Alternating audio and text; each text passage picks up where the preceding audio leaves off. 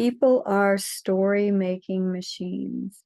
This includes you, this includes me, this includes every human that's ever walked the earth. They are making a story about everything all the time. What does this mean? This person looked at me this way.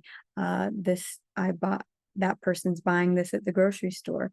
There's literally a story about every single thing that's happening all the time. In authentic relating, we call it assumption making machines, that people are making assumptions all the time, and they're actually influencing every single one of your relationships, including the relationship that you have with yourself. So these stories that are running in the background of our minds, you may be conscious of some of them, but you're probably unconscious of most of them because you've never stopped to listen to see, what am I making this mean about this person right now? What am I making this mean about me right now? And so these stories can be, small and little, as small as, it's like, oh, I don't like that that person's writing with a blue pen. Why? You know, there, or as big as, I was traumatized when I was younger and now I'm unsafe around all men. That's a big story. I'm unsafe around all men will influence and color the rest of your life because you are literally afraid to be around 50% of the population.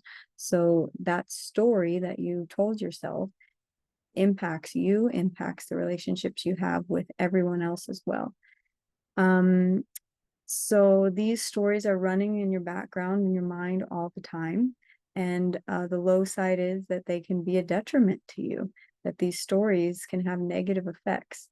Um, it can be a barrier between you and reality. So if you've ever had a story where this person doesn't like me and you avoid that person, or you uh, don't fully open yourself up to having a relationship to this person because you're assuming something about them, you don't even know if that's true or not. That might not be reality. That person might have no issue with you whatsoever, but you are living your life as if you are.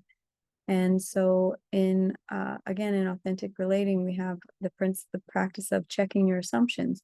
When you realize you're having an assumption about someone, you can literally just walk up to someone and say, I have an assumption, I'd like to check it out with you.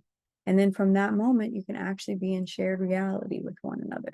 You know that you're on the same page. You're not living in a story anymore, because that's what keeps us separate most of the time. I'm living in my own story over here. You're living in your own story over here. It's only when we check those stories out together, compare them to each other, do we find out that we're in shared reality with each other. And from there, we can actually be in relationship with one another. So the downside of having stories running all the time is that, you can use them to separate yourself, and create negative things for yourself. But by the same token, because we are creators, we can use that same pen. We're all authors. We've all got the same pen in our hands. We can then use that creative power of ours to create whatever story we want. We can live inside of whatever story we want. It's just waking up to the fact that we are, in fact, the author of that story. So rather than it being a subconscious thing that's just running the show, you can take control of your own life. You can start to author your own life. You can use your innate ability to create stories, because that's what we're all doing all the time, to create whatever story it is that you want. So humans are story making machines.